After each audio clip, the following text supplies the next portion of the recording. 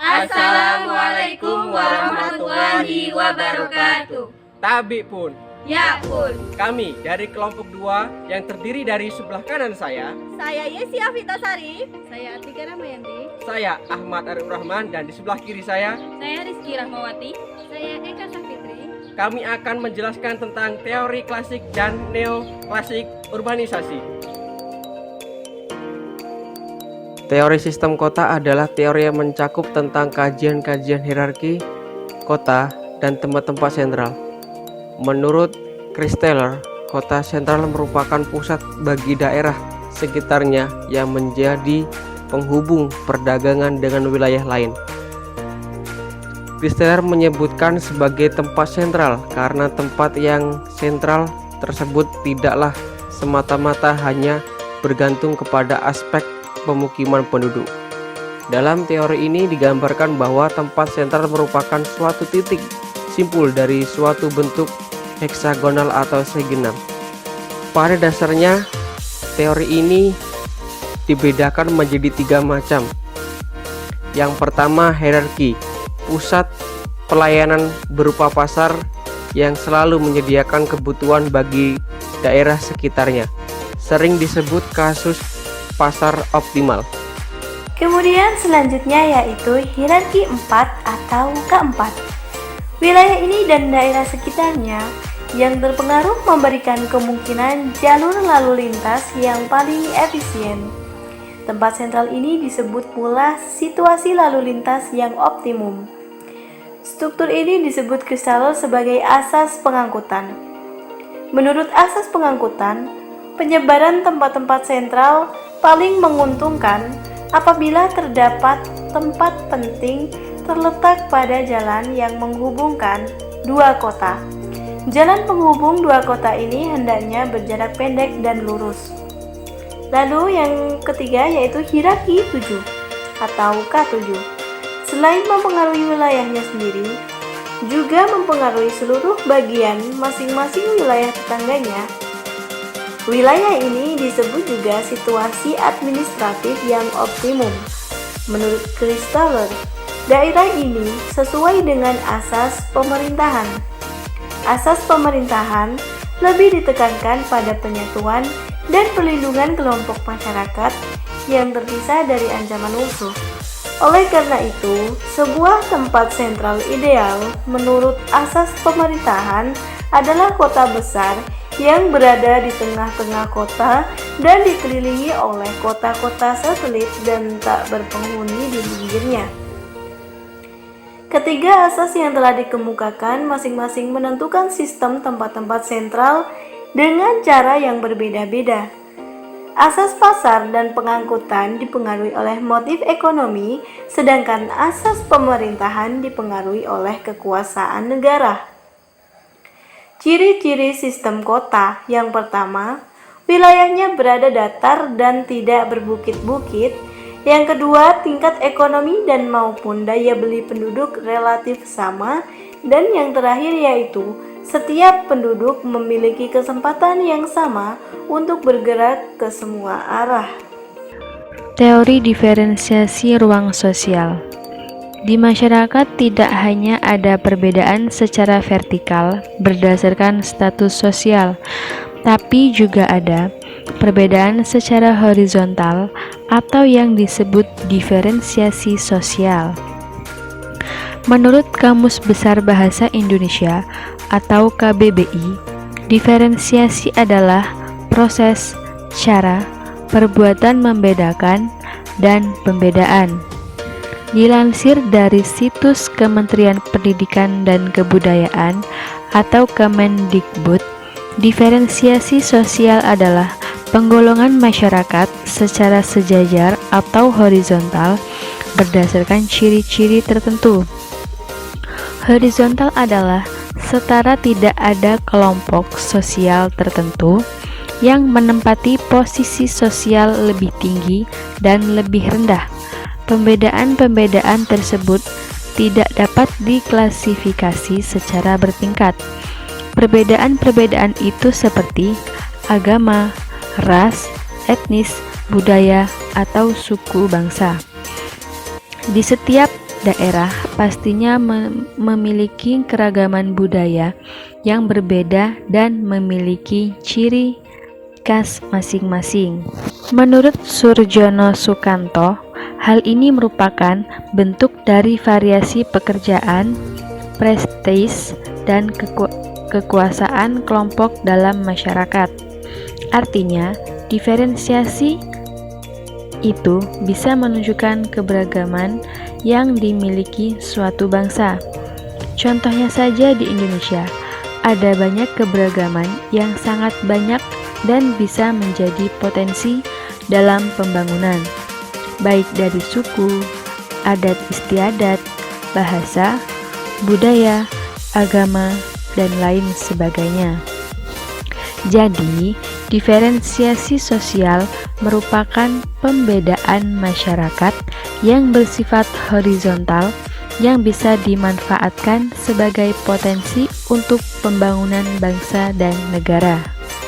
Ciri diferensiasi sosial. Diferensiasi sosial memiliki ciri-ciri atau perbedaan. Yang pertama yaitu ciri fisik. Dalam kelompok masyarakat, ada perbedaan secara fisik, bisa dilihat seperti pada bentuk mata, warna, atau rambut. Yang kedua yaitu ciri sosial. Pada pengelompokan masyarakat terjadi perbedaan secara sosial. Biasanya status sosial di masyarakat diukur dari jabatan, profesi, atau kekuasaan. Yang ketiga yaitu ciri budaya. Pengelompokan di masyarakat bisa terjadi dengan adanya ciri budaya. Pada perbedaan budaya tersebut bisa dilihat dari agama, kepercayaan, adat istiadat, suku, bahasa, atau norma yang dianut masyarakat. Yang keempat yaitu ciri ras. Ras adalah penggolongan manusia berdasarkan kesamaan fisik yang dibawa sejak lahir. Pada bentuk ras tersebut biasanya meliputi warna dan jenis rambut. Menurut A.L. Kroeber, membagi ras terdiri dari Mongoloid, Kaukasoid, Negroid, Australoid, ras khusus. Ciri yang kelima yaitu agama. Agama merupakan masalah yang esensial bagi kehidupan masyarakat karena menyangkut keyakinan atau kepercayaan secara individual yang dianggap benar. Yang keenam yaitu suku bangsa. Di Indonesia memiliki banyak suku bangsa yang tersebar di berbagai daerah. Tiap suku bangsa tidak sama dengan memiliki perbedaan, seperti bahasa atau kebiasaan suku Jawa dengan suku yang ada di Sumatera pasti beda. Yang ketujuh yaitu jenis kelamin. Jenis kelamin merupakan salah satu bentuk diferensiasi sosial. Perbedaan jenis kelamin bisa dilihat dari organ produksi, bentuk tubuh, dan suara. Yang ke-8 yaitu profesi. Profesi atau pekerjaan juga salah satu bentuk diferensiasi sosial. Profesi merupakan salah satu kegiatan yang dilakukan oleh masyarakat sebagai sumber penghasilan dan tiap masyarakat memiliki profesi yang berbeda-beda. Yang terakhir yaitu klan. Klan merupakan kesatuan keturunan, kepercayaan, dan adat. Klan adalah sistem sosial yang berdasarkan ikatan darah. Klan disebut sebagai bentuk diferensiasi sosial yang beragam. Penjelasan yang kedua yaitu teori segregasi. Segregasi dari bahasa Latin yaitu segregation, yang diartikan sebagai konsep yang menjelaskan mengenai adanya pemisahan, interaksi, dan hubungan antara kedua kelompok yang berbeda. Segregasi terjadi ketika kedua kelompok yang berbeda tersebut memiliki jarak sosial yang cukup tinggi, sehingga mereka saling menolak untuk berinteraksi apalagi bekerja sama. Apabila segregasi terjadi secara alamiah dan sukarela, maka dapat dihasilkan suatu keadaan yang agak stabil tanpa adanya konflik, karena tidak ada antara hubungan jika kurang ada kesepakatan untuk timbulnya konflik. Segregasi merupakan bentuk diskriminasi yang paling ekstrim, sebagai misalnya yang berlangsung di Amerika Serikat pada era 1960-an dan di Afrika Selatan pada masa Paleolitik Apartheid. Segregasi ras diantaranya pernah diterapkan dalam masyarakat yang menganut sistem apartheid seperti di Afrika Selatan. Menurut Van den Berghet, segregasi yang letnan diterapkan melalui sistem apartheid itu berlangsung pada jenjang makro, meso, dan mikro. Pada jenjang makro ini diterapkan pembedaan antara wilayah bagian kulit putih dan kulit hitam. Pada jenjang meso diterapkan kebijakan memisahkan kawasan pemukiman kelompok yang berbeda yang tinggi di wilayah yang sama. Pada jenjang mikro diterapkan pemisahan fisik antara kelompok yang mencakup larangan menikah, bergaul, berpergian, beribadat, dan lain sebagainya. Bentuk-bentuk segregasi. Segregasi sosial dapat diterapkan untuk menganalisa fenomena tentang kesenjangan dalam relasi gender antara perempuan dan laki-laki. Segregasi dibagi menjadi dua. Yang pertama, segregasi vertikal. Segregasi vertikal lebih mengacu kepada terkonsentrasinya pekerjaan perempuan pada jenjang rendah dalam suatu pekerjaannya. Misalnya jabatannya hanya sebagai pramuniaga, pramusaji, kasir, tukang bersih-bersih, pengasuh anak, dan sebagainya. Segregasi vertikal memberikan kesan bahwa dalam tenaga jabatan seakan-akan ada suatu langit-langit kaca atau glass cleaning yang menghalangi mobilitas kaum perempuan ke jenjang-jenjang yang lebih tinggi. Segregasi ini disebut juga sebagai segregasi kelas karena yang menjadi faktor penghambat kelas bawah untuk menaiki mobilitas sosial vertikal. Bentuk-bentuk segregasi selanjutnya adalah segregasi horizontal. Segregasi ini lebih mengacu kepada kenyataan bahwa pekerjaan perempuan sering terkonsentrasi di jenis pekerjaan yang berbeda dengan jenis pekerjaan yang dilakukan oleh para pekerja laki-laki. Segregasi horizontal memberikan kesan bahwa seakan-akan dalam pasar kerja dan jenis pekerjaan tertentu yang relatif tertutup bagi kaum perempuan, misalnya di bidang ilmu pengetahuan alam dan teknologi. Dalam perspektif feminis, segregasi horizontal bagi kaum perempuan disebut dengan marginalis. Marginalis adalah suatu proses pemiskinan ekonomi dalam prakteknya yang dialami oleh perempuan berupa adanya peminggiran perempuan dalam kehidupan di ruang publik khususnya di bidang perekonomian. Perempuan diberi ruang terbatas di ruang domestik yang pekerjaannya berkutat pada kegiatan rumah tangga saja. Berikutnya kita akan membahas tentang jenis-jenis segregasi.